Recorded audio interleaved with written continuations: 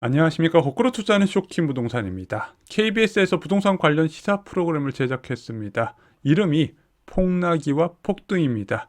집값 하락에 대처하는 우리의 자세에 부동산 시장을 바라보는 정반대의 시각을 담았습니다. 그리고 이 안에 주장에서 지금 가격에서 20-30%더 빠진다는 전문가의 의견이 있었습니다. 과연 가능한지 체크를 해보겠습니다. 영상 시청 전에 구독으로 인생을 바꾸시기 바랍니다. 오늘 내용 정말로 중요합니다. 자, 시사직격 폭락이와 폭등이 다른 입장을 가진 부동산 시장 참여자 상황을 보여줍니다. 먼저 영끌 내 집 마련한 사람들, 하락 소식과 대출 이자에 힘들어하는 상황을 보여주죠. 영끌 갭 투자자, 전세값 하락에 힘들어하는 상황, 무주택자 하락을 기다렸지만 아직 결정하지 못한 모습을 보여주고요. 마지막으로 현재 상황에서 적극적으로 움직이는 투자자도 비춰줬습니다. 개인적으로 너무 공감된 방송이었습니다. 쇼킹 부동산 구독자분들은 부동산 폭락을 기다렸던 분들이 대다수죠. 그런데 현재 그 구독자분들은 어떻게 지낼까요? 저는 너무 잘 알고 있죠. 정반대로 나눠집니다. 진짜 극단적으로 나눠져요. 이미 겨울에 집 마련하고요. 분양권 받으려고 멤버십 가입한 구독자분들 벌써 1주택 마련하시고요. 분양권 추가로 잡으신 분들 계세요. 지금 그만큼 빨리 움직이시는 분들이 많이 계시다는 거죠. 반면에 지금처럼 위험할 때 집 사라고 권하면 안 된다는 구독자분들도 꽤 계십니다. 그래서 미국 금리나 경기 침체를 많이 말씀을 하세요. 특히 미국에서 약간 강한 긴축 신호가 나오게 되면 그 다음날 어김없이 블로그에 이런 글들이 꼭 올라오더라고요. 특히 영상 중에 공감됐던 것이 부모님들이 집을 사는 것을 반대했다. 저도 이런 사연 너무 많이 들었거든요. 인생 경험이 많으신 부모님들이 자녀 집 사는 것을 말릴 정도로 공포가 컸어요. 원래 부모님들은 자녀들이 주거 안정했으면 좋겠다고 바라시는 분들이에요. 근데 그런 분들조차 이번 겨울에는 말렸다는 거죠. 자, 하지만 영상을 보면 이미 투자자는 움직이고 있는 게 보이고 있습니다. 누군가는 부동산 수업 듣고 임장을 다니고 있고, 누구는 법원 경매에서 기회를 찾고 있습니다. 그래서 요즘 법원 경매 낙찰가율이 계속 올라간다는 소식 말씀을 드렸죠. 실제 이제 경매 참여자들이 정말 많이 늘었대요. 올해 1월 1일 첫 방송에서 말씀드린 게 있는데 바로 마차 이론과 풍선 이론입니다. 저희 1월 1일 영상 보시면 이 내용이 담겨져 있어요. 저희가 이 영상을 왜 1월 1일 첫 영상으로 말씀드렸냐? 집값 회복의 흐름에 대해서 말씀을 드리고 싶었던 거예요. 집값 회복은 무주택자, 대중이 아닌 일부 투자자가 만들어낸다. 왜냐면은 무주택자는 거시경제를 보면서 바닥을 계산하려고 그래요. 왜? 손실을 회피하고 싶으니까. 하지만 유주택자는 시장 흐름을 보면서 포착해서 움직인다는 거죠. 그래서 유주택자는 실제 부동산에 가면서 금매가 사라지는 소진을 보면서 매수를 결정하지만, 무주택자는 부동산에 가시지 않고 약간 인터넷상으로 거시경제를 분석해보면서 매수 타이밍을 결정하는 경우가 많이 있다는 겁니다. 자, 영상을 보면요, 여러분들도 아실만한 전문가들의 의견이 보입니다. 결론은 간단해요. 현재 집값에서 20-30%더 빠진다는 것, 미래는 누구도 장담할 수 없지만 오늘은 이것에 대해서 좀 제 의견을 말씀드리겠습니다. 저도 구독자분들께 많이 받는 질문이라서 오늘 영상에서 한번 정리를 드려볼게요.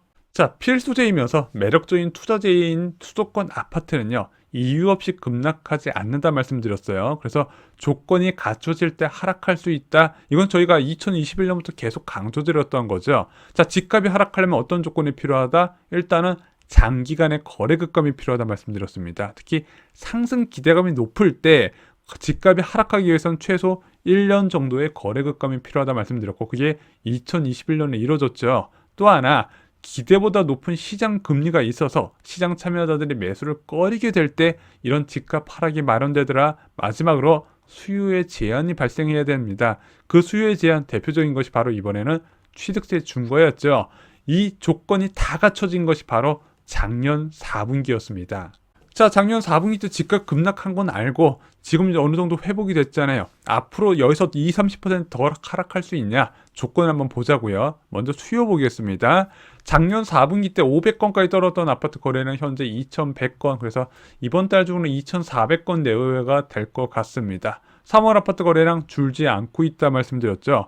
중요한 것은 경기도 아파트 거래량입니다. 지금 2월 아파트 거래량 8200건으로 1월 대비 거의 2배 가까이 증가했지만 3월 아파트 거래량이 어떨까요?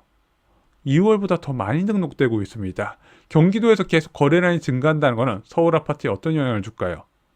9억 이하 주택만 집값이 올라가고 그 이상 주택은 안 올라갈까요? 그렇지 않습니다. 경기도 아파트 거래량이 늘어나면요, 서울 지역 수요도 줄지 않고 가격 상승세도 유지가 된다고 보는 거예요. 서울 집값은요, 경기도에서 처분하고 갈아타는 사람들의 수요를 먹고 살기 때문이죠.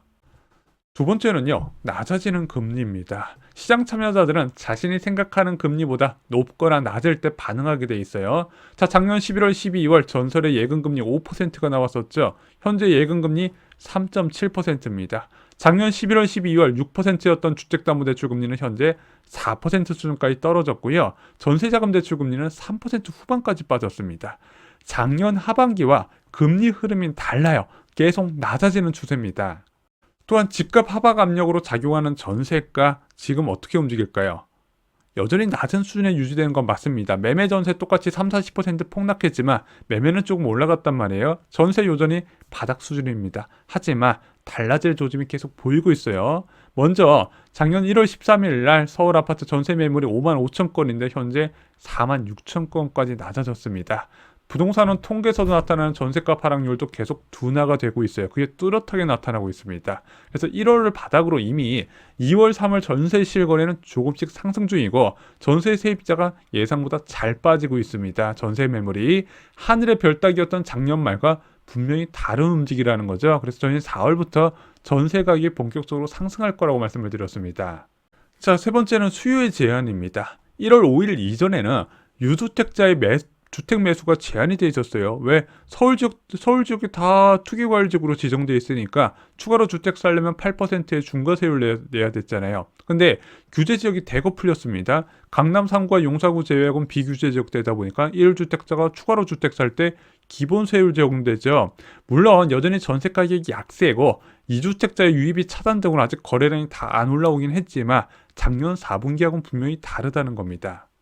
자, 현재 집값에서 20-30% 추가 하락한다. 집값이 하락하기 위해서 나타나는 여러 가지 징후들이 있습니다. 하지만 현재 상황에선 그런 조짐이 전혀 보이고 있지 않다는 거죠.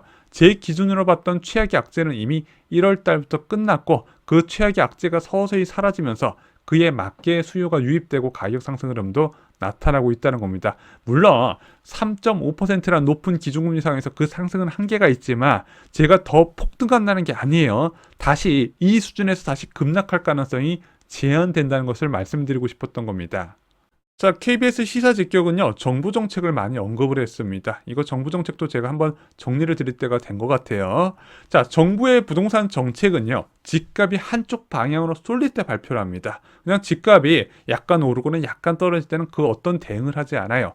자, 집값이 급등할 땐 당연히 수요 억제 정책을 발표하고요. 집값이 급락할 때는 규제 완화나 부양책을 쏟아내게 됩니다. 이거는 보수, 진보, 정부 상관없이 역사적으로 늘 반복됐던 결과예요.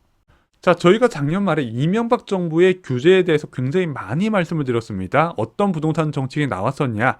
왜냐면 비슷했단 말이에요. 정권 초기에 주택가격 급락 상황, 이명박 정부에서도 금융위기로 단기 급락 상황이 있었거든요.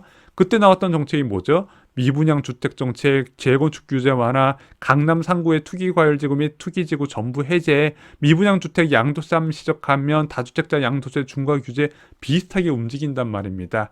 그 어떤 정부도 부동산 폭등을 원하지 않는다는 것. 자, 그래서 이런 것도 고려한 부동산 전망이 필요하다는 겁니다. 그래서 폭락했을 때 여기서 더 폭락할 거다. 최악의 상황보다는 좀 어느 정도 이런 정책적 보완이 나온다는 거 감안하셔서 전망을 하셨으면 좋겠습니다.